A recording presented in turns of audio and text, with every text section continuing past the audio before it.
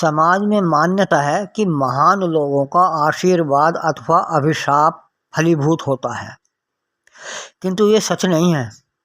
वास्तव में यह एक मिथक ही है, भ्रम ही है।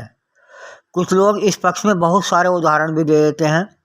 वे कहते हैं कि हमने किसी बच्चे को देखा है कि उसे उसके बड़े बुजुर्ग आशीर्वाद देते थे और वह मंदिरों में भी जाता था। अंततः वह कामयाब हो ही गया, और जिसे लोग दुत्कारते थे वह उसके साथ शाप जैसे शब्दों का प्रयोग करते थे, वो नाकामयाब रहा।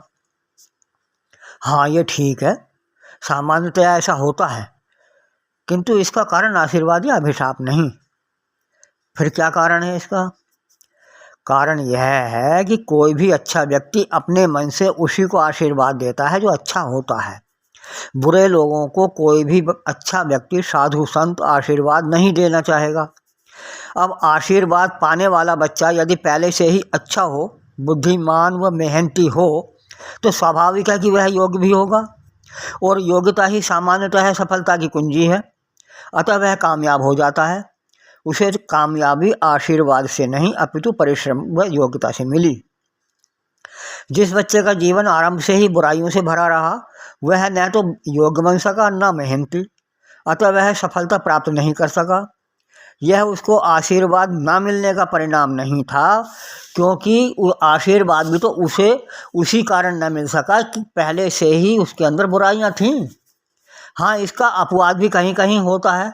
यह अपवाद होता है उस व्यक्ति के स्वास्थ्य व स्वभाव के कारण, जिसमें हतोत्साह, अहंकार आदि शामिल होते हैं। कोई भद्र व्यक्ति किसी को शाप तभी देता है जब सामने वाला व्यक्ति कुछ अनुचित कार्य करता है। उस समय तो वह व्यक्ति किसी भी दुरावेश यानी काम, क्रोध, मोह, लोभ, अहंकार के कारण दुष्कर्म कर बैठता है और भद्र व्यक्ति द्वारा शापित हो जाता है। किंतु बाद में जब वह होश में आता है तो उसे अपनी गलती का एहसास होने के कारण पश्चाताप होता है और शाप के फलीभूत होने का डर सताता रहता है। इससे वह हर समय व्याकुल सा रहने लगता है। इसी कारण वह समाज व अपने संबंधियों के प्रति अपना कर्तव्य भी नहीं निभा पाता। वह हर समय शाप के दुष्परिणाम की प्रतीक्षा में ही घुटता रहता है। अंततः इसी कारण उसे शाप भी फलीभूत होता दिखाई देने लगता है।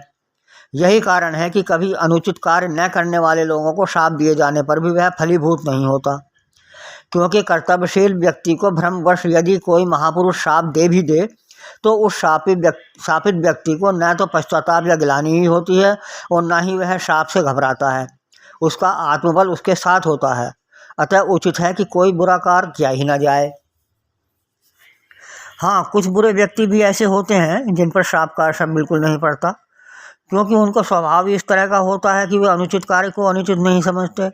इसलिए उन्हें ना तो दुष्कर्म का पश्चाताप होता है और इसीलिए ना ही शाप का डर। वास्तव में सफलता में भरोसे का बहुत बड़ा हाथ होता है। साथ ही उत्साहित होने अथवा हतोत्साहित होने का मुख्य रूप से प्रभाव पड़ता है। यदि भरोसा होने पर व्यक्ति मुश्किल काम को भी पूरे विश्वास और मेहनत से करता है तो उसे सफलता मिलने की आशा बढ़ जाती है, और यदि हतोत्साहित होकर उसी काम को निराशा के साथ करता है तो असफलता की संभावना ही अधिक रहती है। एक उदाहरण सुनिए। यह तो निश्चित है कि कोई भी धार्मिक व्यक्ति किसी बुरे व्यक्ति को आशीर्वाद नहीं देना चाहेगा। अब मान लीजिए कोई लड़का कामचोर भी है और अन्य बहुत सारी बुराइयां भी उसमें हैं, किंतु जोड़ तोड़ करके या यूँ कहिए कि सीना जोरी के बल पर नकल करके उसने डिग्री भी प्राप्त कर ली। स्कूल कॉलेज में कक्षा से गायब रहकर वो नदी या समुद्र में नहाने मौज लेने चला जाता था। उससे वह अच्छा तैराक भी बन गया।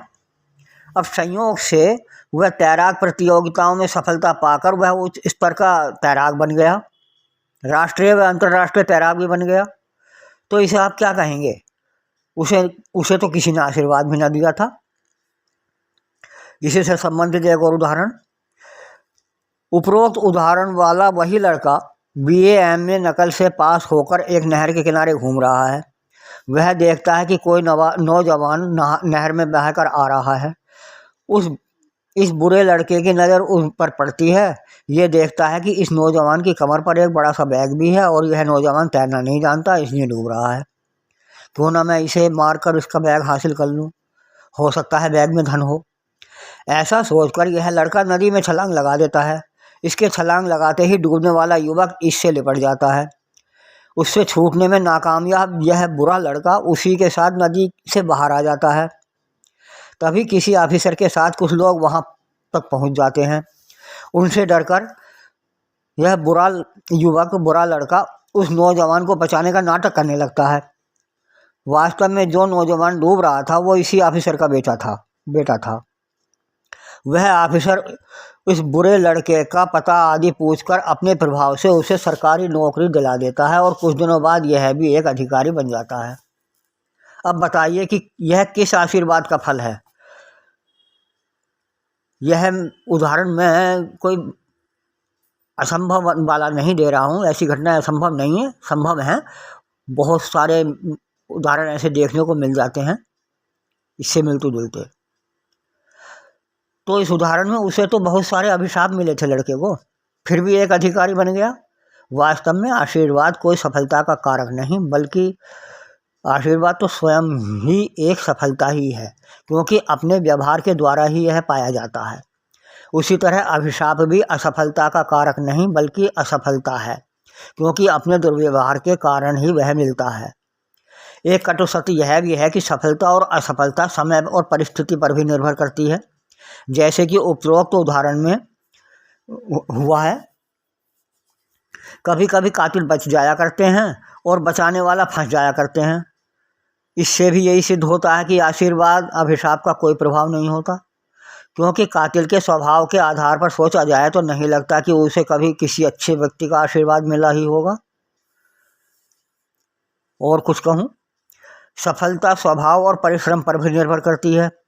एक ही कक्षा में राम और श्याम नाम के दो छात्र हैं मान लीजिए। दोनों समान योग्यता रखते हैं, उनके अध्यापक भी उन्हें समान योग्यता वाले मानते हैं, किंतु वे दोनों ही छात्र बोर्ड की निकट में होने वाली परीक्षा से भयभीत हैं। उनके गांव में एक संत आते हैं।